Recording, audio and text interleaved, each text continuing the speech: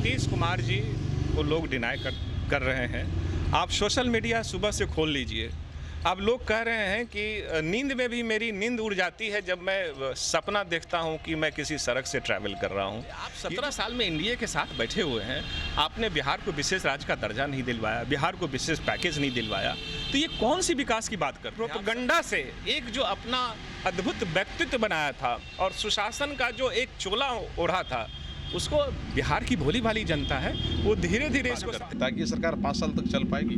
हमें तो नहीं लगता ये सरकार 5 साल चलेगी, क्योंकि ये सरकार ऐसे लोगों की बैसाखी पर है जो धोखा देने के लिए जाने जाते हैं। पुलों का ब्रिज के गिरने का जो सिलसिला चल रहा है, तो भ्रष्टाचार की पोल भी सरकार की खुल गई है। तो ऐसी परिस्थिति में जनता बदलाव चाह रही है। वो आए थे तो हम उम्मीद कर रहे थे कि हमारे पास जो बार है, हमारे पास जो साबुन है, उससे घिस करके उनको नहला के हम अपने सांचे में ढाल लेंगे, इसी उम्मीद से हम उनको लाए थे।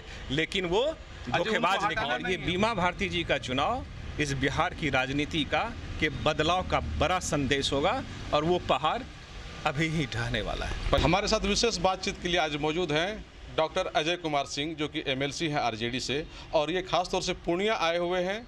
और पूर्णिया के रुपोली में जो प्रत्याशी है आरजेडी के बीमा भारती जी, उनके लिए प्रचार कर रहे हैं ये लोग। सर, आपसे जानना चाह रहे हैं कि कैसा माहौल है अभी? देखिए, माहौल तो एक तरफा हो गया है, आरजेडी महागठबंधन के पक्ष में माहौल है। जनता चाहती है कि महागठबंधन बिहार में मजबूत हो, और आप जो देख रहे हैं ये पुलों का ब्रिज के गिरने का जो सिलसिला चल रहा है, तो भ्रष्टाचार की पोल भी सरकार की खुल गई है। तो ऐसी परिस्थिति में जनता बदलाव चाह रही है, और तेजस्वी यादव के नेतृत्व में जो 17 महीने के कार्यकाल में जो उन्होंने नौकरी दी, तो लोगों में और ख़ास करके युवाओं में एक विश्वास जगा है कि तेजस्वी जी ही नौकरी का पर्याय हैं। इसीलिए जनता किसी भी कीमत पर चाहती है कि बीमा भारती वहाँ से जीते और तेजस्वी जी का हाथ मजबूत हो। सर, नौकरी की जहाँ तक बात कर रहे हैं, तो आप लोग इस चीज़ का श्रेय लेने में लगे हुए हैं कि तेजस्वी यादव ने नौकरी दी है। नीतीश कुमार जी कहते हैं कि सारा अधिकार मुख्यमंत्री का होता है, मुख्यमंत्री ने दिया है। अब इस बात में लोग कन्फ्यूज हो रहे हैं कि किनको श्रेय दें, किनको माने कि ये नौकरी दे रहे हैं। नहीं, आपने बहुत अच्छी बात कही है कि मुख्यमंत्री तो लीडर होते हैं, श्रेय तो उनको मिलना चाहिए। लेकिन एक सवाल यहाँ यह भी उठता है कि 17 साल के कार्यकाल में आपने नौकरी देने की कोई व्यवस्था नहीं की, लेकिन तेजस्वी जी जिस दिन आपके साथ आए या उससे पहले भी उन्होंने नौकरी की बात कही थी कि मैं जिस दिन सत्ता में आऊँगा तो अपनी कलम से 10 लाख लोगों को रोजगार दूंगा।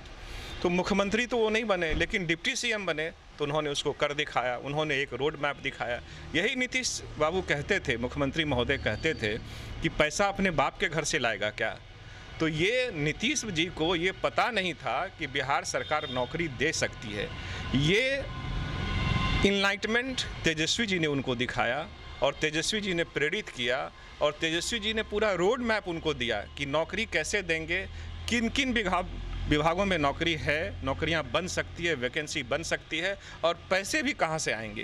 तो ये सारा रोड मैप दिखाने के बाद वो एग्री हुए, और ये आम जनता भी जान चुकी है कि आपने 17 साल में किया नहीं, तो 17 महीने में आपको कहां से कौन सा दिव्य ज्ञान आ गया। सर, तेजस्वी यादव ने जो घोषणा की थी, तो उन्हें बिहारियों को नौकरी देने की बात की थी, लेकिन जब नौकरी देने का सिलसिला शुरू हुआ तो बिहार से बाहर के लोग भी आए।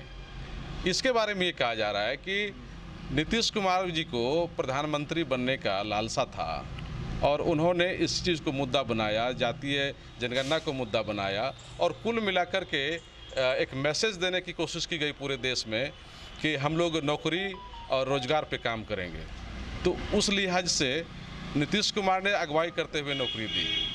आप क्या मानते हैं कि इसका श्रेय दोनों को मिलना चाहिए या फिर सिर्फ तेजस्वी को ही मिलना चाहिए? देखिए, इसका श्रेय सिर्फ तेजस्वी जी को मिलना चाहिए। आपने 17 साल में किया नहीं, तो फिर सर बिहार के बाहर के लोगों को आपने दिया है नौकरी, इस पे क्या कहेंगे? इस पे मैं आपको कहना चाहता हूँ कि सरकार की नीतियाँ होती हैं। हमारी डोमिसाइल नीति मुखर नहीं है जितनी मुखर हिमाचल प्रदेश या नॉर्थ ईस्ट के राज्यों में है। वहाँ सरकार की स्पष्ट नीति बनी हुई है कि हम बाहर के लोगों को रोजगार नहीं देंगे। वो नीति हमारी पहले से बनी हुई है नहीं, और मैं इस नीति के बारे में कोई बदलाव होगा या इसमें बदलाव होना चाहिए या नहीं होना चाहिए, मैं उस डिबेट में नहीं पढ़ना चाहता हूँ। लेकिन अभी तक हमारी ऐसी कोई नीति नहीं रही है। तो जब नीति नहीं रही है तो पूरे देश के लोग हमारे यहाँ अप्लाई कर सकते हैं, आवेदन कर सकते हैं। जब पूरे देश के अप्लाई कर सकते हैं, आवेदन कर सकते हैं, तो आप पूरे देश के लोगों को नौकरी देंगे, लेकिन वादा सिर्फ बिहारियों से ही करेंगे। नहीं, ये नीति बनने की बात है। अगर सरकार नीति बना ले, नियम बना ले, अध्यादेश ले आए, ऑर्डिनेंस ले आए, तब आप उसको रोक सकते हैं।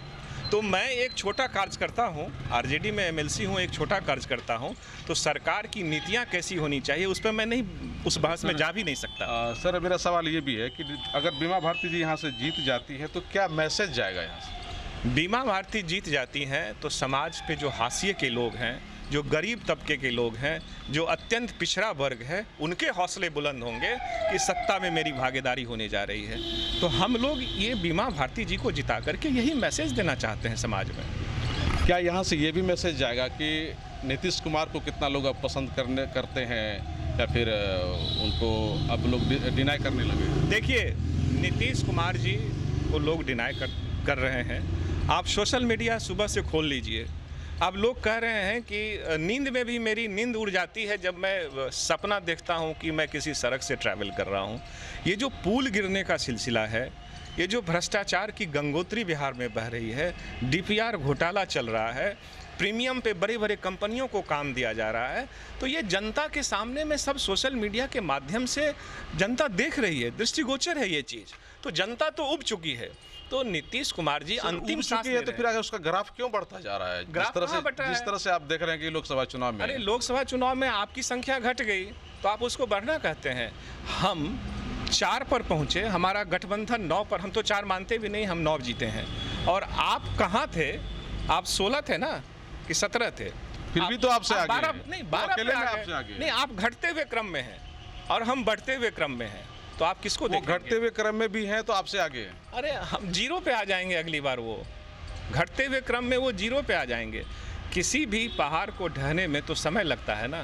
तो वो जो उन्होंने एक प्रोपगंडा से एक जो अपना अद्भुत व्यक्तित्व बनाया था और सुशासन का जो एक चोला ओढ़ा था, उसको बिहार की भोली भाली जनता है, वो धीरे धीरे इसको पहाड़ को ढहने में समय लगता है। आपने ये बात कही, आपने समय लगता है, और जब तक नहीं ढह जाता तब तक आप लोग इंतजार करेंगे। और इंतजार की घड़ी कितनी लंबी होगी? इंतजार नहीं करेंगे। वो बीमा भारती जी के इलेक्शन से इस ताबूत में अंतिम कील हम लोग ठोकने जा रहे हैं। और ये बीमा भारती जी का चुनाव इस बिहार की राजनीति का के बदलाव का बड़ा संदेश होगा, और वो पहाड़ अभी ही ढहने वाला है। 25 में आप लोग अपना सरकार बना लेंगे, मुख्यमंत्री बना देंगे तेजस्वी यादव? 25 में तेजस्वी जी मुख्यमंत्री हम लोग नहीं बनाएंगे, बिहार की जनता बनाने जा रही है। और युवाओं ने तो स्पष्ट संदेश भी दे दिया है। आप पोस्टल बैलेट देख लो, जो नौकरी करने वाले लोग हैं उन्होंने क्या संदेश दिया। पूरे बिहार में जो एमपी का चुनाव हुआ, पोस्टल बैलेट में हम सब जगह आगे रहे हैं, और ये संख्या बड़ा सा गैप रहा है। तो जो नौकरी करने वाले लोग हैं वो भी उब गए हैं। और जहाँ तेजस्वी जी की सभा हुई, युवाओं का क्या रुझान था, आप उसका वीडियो देख लो। तो बिहार की जनता तो खुद चाह रही है कि तेजस्वी आए और एक नया रोड मैप बनाए, बिहार को लेके चले। आप 17 साल में एनडीए के साथ बैठे हुए हैं, आपने बिहार को विशेष राज्य का दर्जा नहीं दिलवाया, बिहार को विशेष पैकेज नहीं दिलवाया।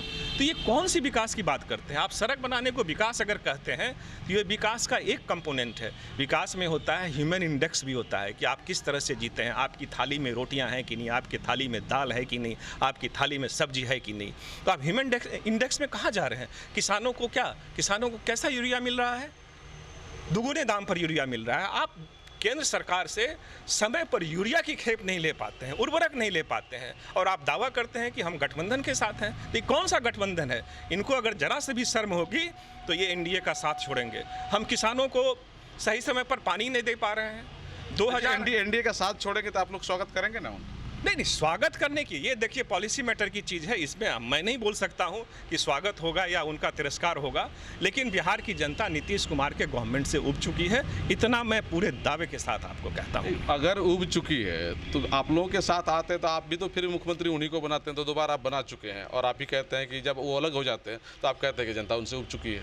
नहीं, हम उम्मीद करते हैं कि हमारे साथ जब वो आए थे तो हम उम्मीद कर रहे थे कि हमारे पास जो बार है, हमारे पास जो साबुन है, उससे घिस करके उनको नहला के हम अपने सांचे में ढाल लेंगे। इसी उम्मीद से हम उनको लाए थे, लेकिन वो धोखेबाज निकले। नहीं है, उन्हीं को साफ करके रखना है। वो धोखेबाज निकले।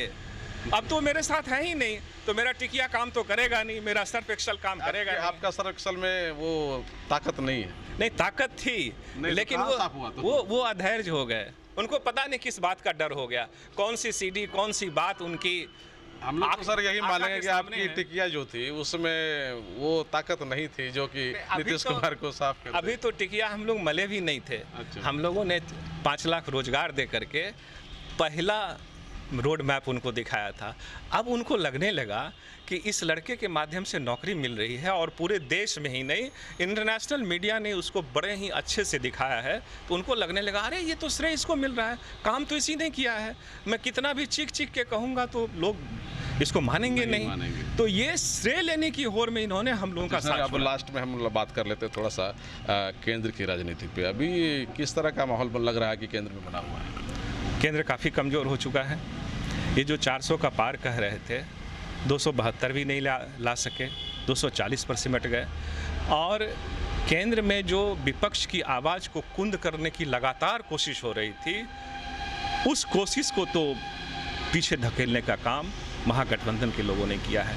अभी जो महामहिम का अभिभाषण हुआ था राष्ट्रपति महोदया का, उस अभिभाषण पे जो चर्चा हुई थी, उस चर्चा को बड़े गौर से देखेंगे तो विपक्ष की आवाज़ आपको बहुत ही मुखर रूप से समझ में आएगी कि विपक्ष ने एक एक चीज़ को बड़े अच्छे से, चाहे वो विकास का मॉडल हो, उस पर बड़े अच्छे से कहा है। संवैधानिक संस्थाएं जिसको कुंद करने का प्रयास हो रहा है, या संवैधानिक संस्थाएं जिनके माध्यम से लोग को डराने का काम हो रहा है, इन सारे विषयों पर, चाहे आप मनोज झा जी का भाषण सुन लें, राज्यसभा एमपी का, महुआ मोइत्री जी का सुन लें, तो सब बिंदुओं पर सब लोगों ने बड़े अच्छे से विचार रखा है।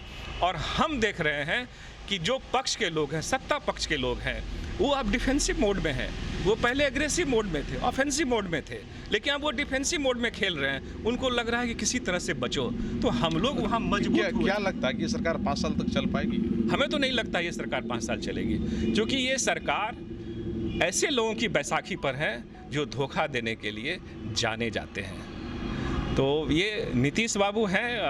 नीतीश बाबू के बारे में हम क्या कह सकते हैं? 12 एक चंद्रबाबू नायडू भी हैं, तो ये तमाम लोग धोखेबाज हैं। चंद्रबाबू नायडू के बारे में धोखेबाज नहीं कह रहा हूँ। चंद्रबाबू नायडू हमारी विचारधारा के लोग हैं।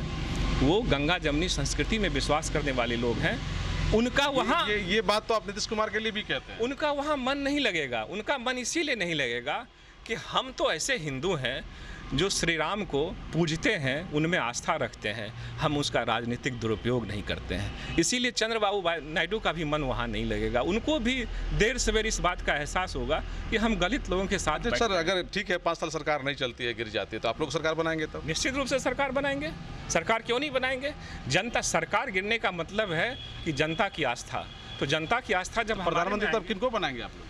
प्रधानमंत्री, डेमोक्रेसी में हमेशा इस बात को याद रखिए कि कलेक्टिव मेजर्स लिए जाते हैं, कलेक्टिव उस पर विचार होता है। अगर प्रधानमंत्री का चेहरा कोई एक व्यक्ति बनाया जाता है तो इसका मतलब है कि वो राजतंत्र की ओर जा रहा है। हम डेमोक्रेसी में विश्वास करने वाले लोग हैं। सारे दल बैठ करके प्रधानमंत्री का चेहरा तय करेंगे। अगर ऐसी नौबत आए, सारे दल की जो मर्जी होगी तो उनको आप बना देंगे? निश्चित रूप से बनना चाहिए उन्हीं को। सबकी सहमति से बनेगी। जो अभी कोई ऐसा चेहरा मजबूत आपको दिख नहीं रहा कि जिनका नाम हम बोल दें? हमारे गठबंधन में जो महागठबंधन के लोग हैं, उसमें हर एक दल में कई लोग प्रधानमंत्री बनने की हैसियत रखते हैं। विचारों से लैस, सामाजिक सामाजिक सरोकारों से लैस। सर, 2 का ही 4 का ही नाम बता। हमारे तेजस्वी जी प्रधानमंत्री बनने के लायक हैं। चलिए, और राहुल गांधी प्रधानमंत्री बनने के लायक हैं। खड़गे साहब प्रधानमंत्री, आप गिनेंगे तो दर्जन नहीं दर्जनों हम लोग ये माने कि अगर मोदी जी की सरकार गिर जाती है तो तेजस्वी जी प्रधानमंत्री बन सकते हैं। ये आप क्यों मानेंगे? ये कलेक्टिव मेजर्स होगा। ये सब लोग मिल बैठ के तय करेंगे। आप जबरदस्ती हमसे बुलवाना चाह रहे हैं, लेकिन हम तो चाहेंगे कि तेजस्वी जी प्रधानमंत्री, वो हमारे नेता हैं। जी सर, लास्ट सवाल है कि रुपौली आप लोग जीत रहे हैं पक्की? निश्चित रूप से रुपौली जीत रहे हैं। सामाजिक न्याय की जीत होगी, सामाजिक विचारधारा की जीत होगी। रुपौली में क्या क्या समस्याएं हैं? लोगों से मिलते हैं, क्या क्या वो लोग कहते हैं, आपको बताया गया होगा? रुपौली में बीमा भारती जी जदयू से एमएलए थीं। बीमा भारती जी लगातार गुहार भी लगाती रही कि रुपौली का विकास हो, लेकिन जो सत्ता शीर्ष पर बैठे लोग हैं, बीमा भारती जी की आवाज़ को उन्होंने कुंद कर दिया। चूँकि बीमा भारती अत्यंत पिछड़ा समाज से आती हैं, इनकी आवाज़ को उन लोगों ने तरजीह नहीं दिया। जो सत्ता शीर्ष पर बैठे हुए लोग हैं, नीतीश कुमार जी, उनके मंत्रिमंडल के लोग, भाजपा के लोग, और इसी में वो उस कुनबे से क्षुब्ध होकर के हम लोग के साथ आई और वो विकास करना चाहती हैं, तो अब हम लोग विकास करेंगे। लेकिन उनका एक सवाल सर लास्ट में मेरा बनता है कि ये पूर्णिया के बारे में खास तौर से कहा जा रहा है, बाकी जिलों की स्थिति क्या है वो मैं नहीं कह सकता, लेकिन पूर्णिया के बारे में ये कहा जा रहा है कि आरजेडी से यहाँ के जो मुस्लिम मतदाता है वो नाराज़ हैं। क्या लगता है कि रुपौली में मुस्लिम मतदाता आपके आरजेडी के लिए वोट करेंगे? नहीं, मुस्लिम मतदाताओं की नाराज़गी दूर हो चुकी है और मुस्लिम मतदाताओं को लगता भी है कि हम लालू जी के साथ हमेशा रहे हैं और लालू जी ही एकमात्र व्यक्ति हैं जो अल्पसंख्यक का इस राज्य में ख्याल रख सकते हैं। थैंक यू सर, आपने बहुत अच्छी जानकारी दी है। बहुत धन्यवाद। एमएलसी साहब आरजेडी के और चुनाव प्रचार में पूर्णिया आए हुए हैं और इन्होंने अपनी बातें कोशियालों के साथ, बेबाकी के साथ रखी हैं। कोशियालों के लिए सुमित के साथ मैं संजय कुमार।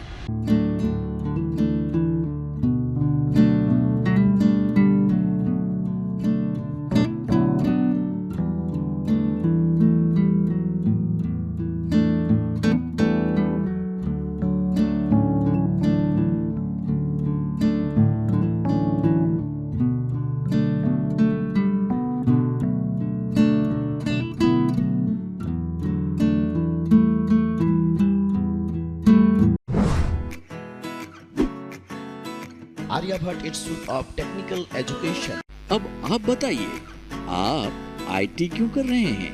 आईटी सेक्टर में गवर्नमेंटल एवं प्राइवेट प्लेसमेंट बहुत है। अभी आईटी की क्रांति है, सो मुझे तो यही करना था। तो यहाँ आर्यभट्ट में होगा मौलाना मजरूल हक अरेबियन एवं फॉर्च्यून यूनिवर्सिटी पटना से मान्यता प्राप्त जिले का एकमात्र पैरामेडिकल आईटी एवं मैनेजमेंट इंस्टीट्यूट है। क्यों ना मैं इसे चूज करूं? आर्यभट्ट यानी कि सही फैसला। थैंक्स टू आर्यभट्ट इंस्टीट्यूट जिसने मुझे दिया कॉन्फिडेंस एवं आगे बढ़ने का हौसला। पारा मेडिकल कोर्स करें, नौकरी तुरंत पाएं। Contact number 7739023553। Campus office Kaptanpara near Durga Mandir Purnia.